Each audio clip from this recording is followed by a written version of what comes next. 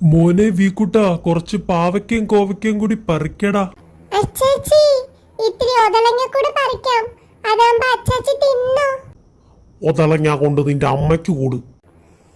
ഇങ്ങനെ ജീവിക്കുന്ന ഭേദം അച്ചാച്ചി ഒതളങ്ങ തിന്ന് ചാവുന്നതാ. അമ്മച്ചിയുടെ വേലക്കാരനെ പോലെ അച്ചാച്ചിയുടെ ലൈഫ്.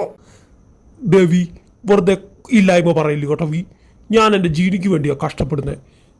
എടാ, ഞാനും എൻ്റെ ജീനിയും തമ്മിലുള്ള സ്നേഹത്തിന്റെ ഭാഗമാണടാ നിന്നെപ്പോലെ 5 കാട്ടുമാടന്മാര്.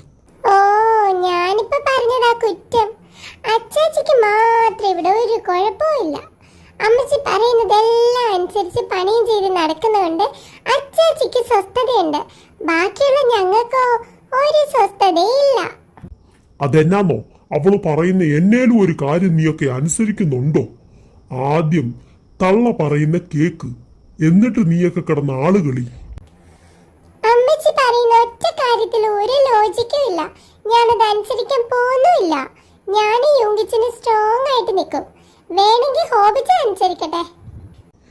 നിന്നെ ഒന്നും നന്നാക്കാൻ പറ്റുമെന്നുള്ള ഒരു വിശ്വാസവും എനിക്കും എൻ്റെ ജീനിക്കും ഇല്ല. ഒന്നുമില്ലെങ്കിൽ ഞങ്ങൾ നിങ്ങളുടെ പേരൻസ് അല്ലയോടാ, ഒന്ന് റെസ്പെക്ട് ചെയ്തൂടെ? ഓ, റെസ്പെക്ട് ആവേ. എന്നാലും അച്ചാച്ചി, ഇതൊക്കെ ഒരു ജീവിതമാണോ? നിനക്കെന്നാ? നീ നിന്റെ കാര്യം നോക്കും മോനെ.